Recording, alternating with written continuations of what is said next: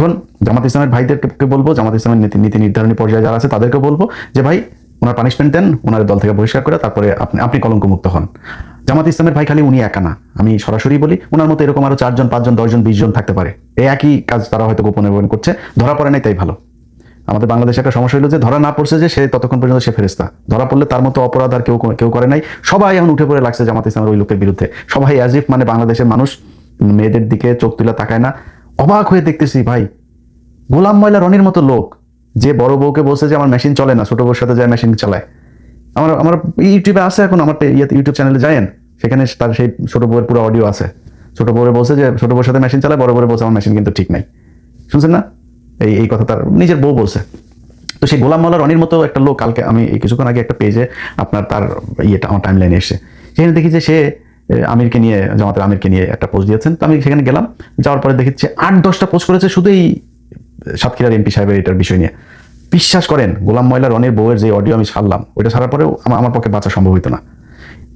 সেই ব্যক্তি এরকম কোনো ঘটনা যদি আমার আসতো, যদি বেঁচেও থাকতাম, আমি 4-5 দিন সোশ্যাল মিডিয়াতে আসতাম না।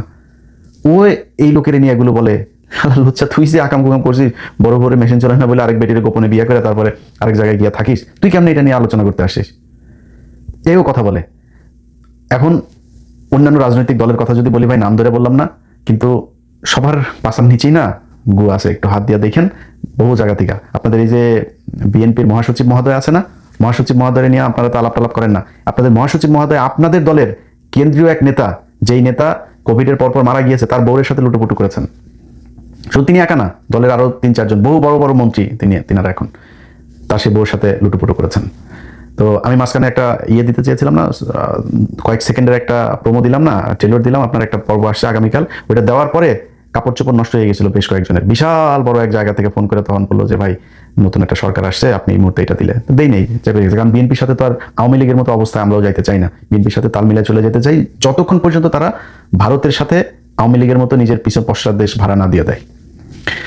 তাদের সাথে রাজনৈতিক একটাই থাকবে। আমি তো সরাসরি দাঁড়িপাল্লার ভোট চেয়েছি, আমি এখন আমার পত্র দিবে বিএনপি, আমার কোনো সুযোগ সুবিধা দিবে, এই জন্য আমি ওই লেভেলের ছোট লোক জীবনে হয়েও নাই, আল্লাহ যেন মৃত্যু পর্যন্ত না করে। সামনের বার নির্বাচন যদি আসে, সামনের নির্বাচনে আমি হয়তো দাঁড়িপাল্লার ভোটই যাবো, যদি এই যদি এই অবস্থায় থাকে। আপনি যত কিছু দিয়ে বুঝান, যত আপনি বিএনপি করলে বিএনপির প্রতি আপনার ভালোবাসা থাকবে, বিএনপির প্রতি আপনার আবেগ থাকবে, সব ঠিক আছে ভাই, কিন্তু আপনি একটা এলাকায় যদি জামাতের আর বিএনপির লোকের ভাগাভাগি করেন, ওই আপনি ভালো মানুষ খুঁজতে গেলে আপনাকে যদি 100% সৎ এরকম কোনো মানুষ খুঁজেন, সেই পার্সেন্টেজটা বিএনপিতেও আসে, বা জামাতে সেটা সংখ্যা বেশি।